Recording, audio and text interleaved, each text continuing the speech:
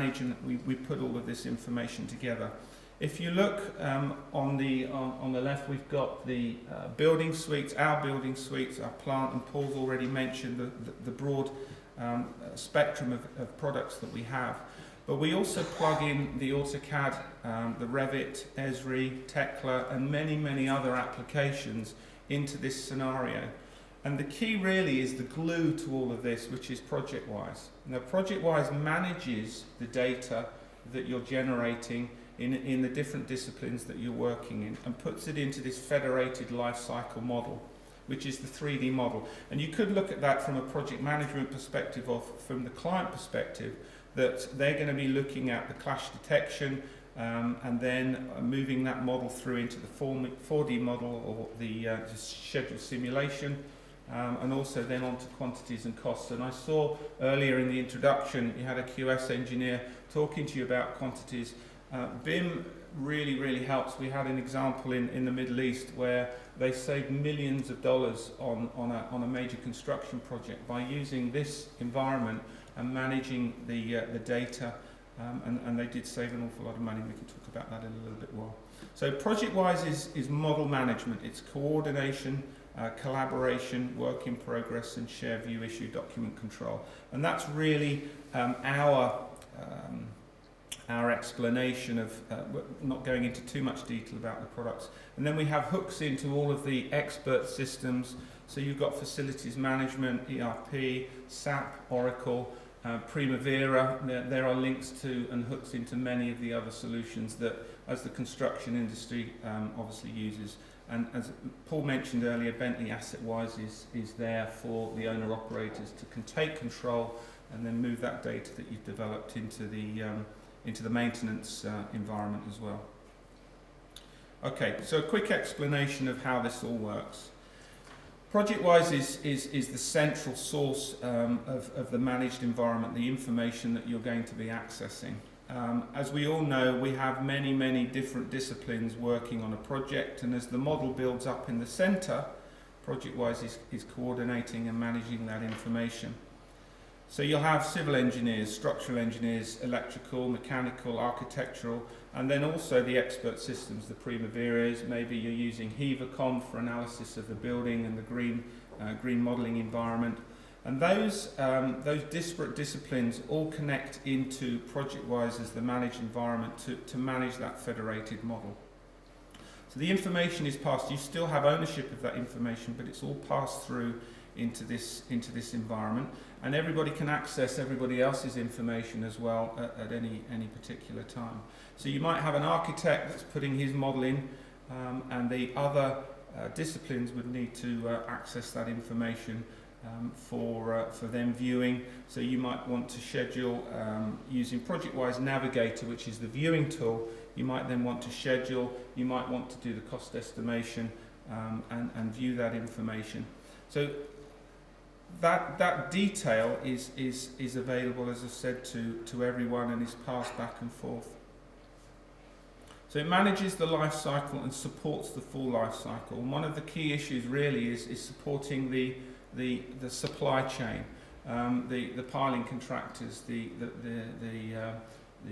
other supply chain people that are going to be dealing with this information, and allowing them to manage that and view that information all the way through.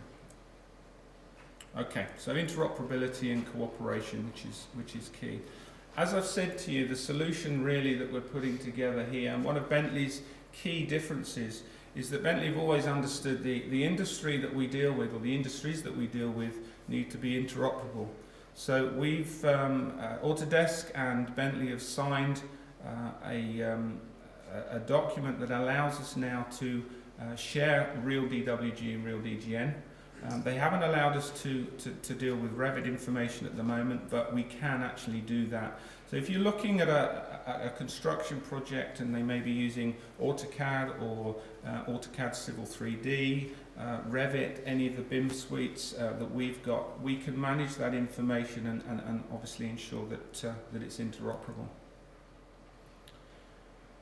So if you are, I don't know if any of you are thinking, or if any of you are looking at using Revit, for instance, Bentley have and will help Revit modelers and Revit users to ensure that the Revit model and the integration of that within the ProjectWise environment is beneficial. So we don't change anything, we don't move or manage the way that you manage your Revit models and families.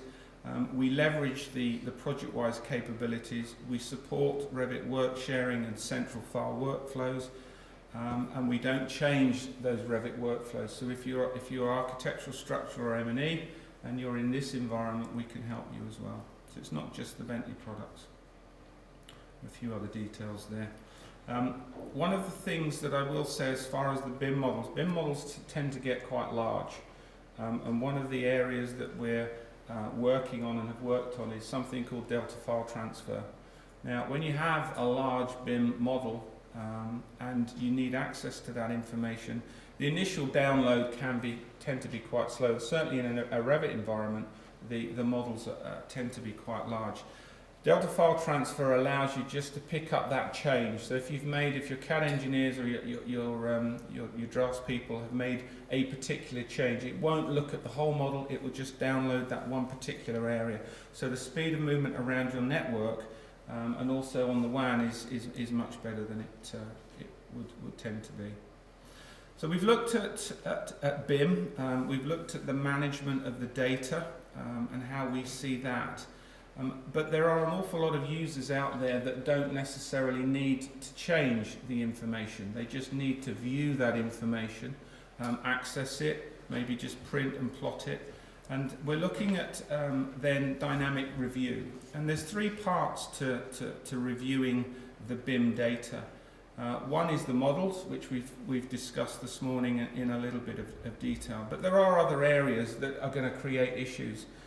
Paper is one. We're still using paper in the environment where we're managing the data, we're looking at the information, marking that information up, and also then distributing the model externally to the people that need to view that, walk through it, allow them to visualize that. And we work with Adobe Acrobat and PDF. PDF now is the industry standard for transferring information around. So 3D models can now, if you're using Acrobat 7, you can now view a 3D model within Acrobat.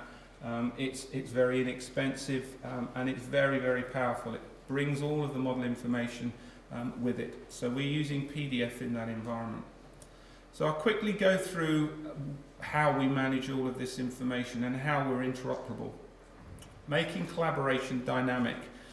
We use a file format, which is a DGN file format, which is Bentley's standard file format called an iModel. And this iModel takes the information that's being generated within the design phase and multidisciplinary work in progress, and that could be, as I've said, MicroStation, AutoCAD, Revit, Tekla, PDS, Nemetschek, and many more. And it puts it through into the Collaborate, Manage and Publish environment through a product called ProjectWise Navigator. And then we use those tools to view, analyze and augment. So you're then looking at reviewing, material estimation, energy analysis, clash resolution and schedule optimization. And it's bi-directional. So if you're developing something in AutoCAD or MicroStation or Revit, you can move that information between, comment and push it back into that environment to make those changes. And that's all managed, as I said earlier, with ProjectWise. Paper is still there. It will be there for some time. And the issue really between what we're talking about today and managing paper is that the two worlds are completely disconnected. You still have this digital environment, you still have the paper environment. And one of the tools that you have, which we call Dynamic Plot, allows you to synchronize between the paper world and the digital world. And it works very simply. The technology's been there for a few years, but what we've now done is we've brought it all together and managing it. So you have a drawing ready for plotting. You plot it through a standard HP inkjet plotter every day that you all have in your offices, and it puts a dynamic layer on that drawing, which is specific to that particular drawing. and it's just like a small grey dot matrix that's put over the top of the drawing. You pass that through, and people who are managing that information, this could be on site, it could be in your office, mark that up as they would using a normal pen, but it has a camera in it, and that then is docked to your PC, and that information is automatically uploaded into the environment that it came from. So the speed that you can actually process that and the availability of that information directly back to the office is key. So it takes away the issues of having to mark up, rescan, and then push back into the system and not have that linked. So this is proving in a lot of the projects that we're working on key. So before I finish, about 5 minutes, I want to tell you a little bit about a project, and then I'd like to tell you about an organisation that we're involved with, similar to CITA, but we were talking about this morning, the industry as a whole is looking at BIM, and I think there's a lot of people and a lot of members like yourselves that could benefit from looking out there at what other people are doing, so that you in Ireland can then use that information and you're not reinventing the wheel.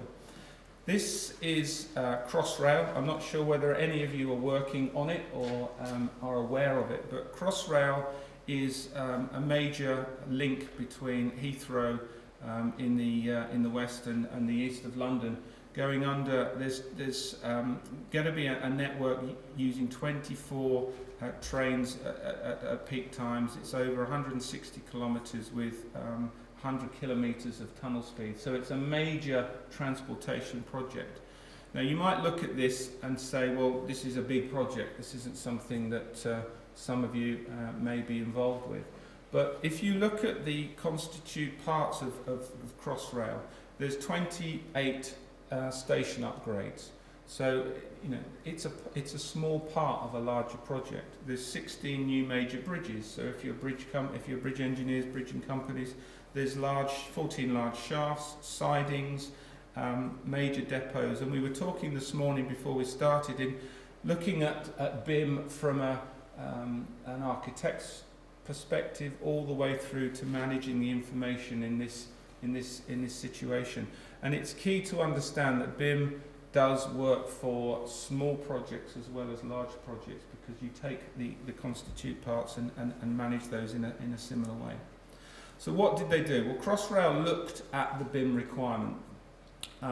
They looked in the industry, and they decided from previous experience that we had with the London 2012 Olympics and other projects of a similar size, that they needed a solution that was going to take proven best practice, which, as I've mentioned, is looking at BS 1192, and allow distributed teams throughout 23 plus locations in London and globally to access that information in real time.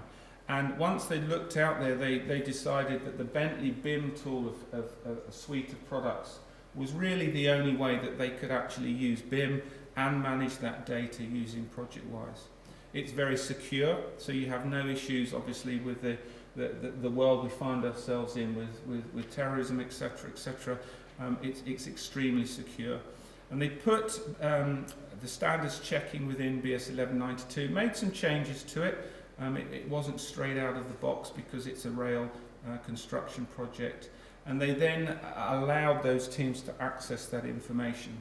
So at the moment they're using 40 plus integrated BIM applications that come from the Bentley suite, and that covers rail, GIS, road, BRIM, mapping, all sorts of different environments. And there's now 1,200 people working on that particular project, all in companies in their own silos, and that will increase up to 3,000 at the peak. And then they're using AssetWise to manage that information once it's gone through to the government and to the rail operators.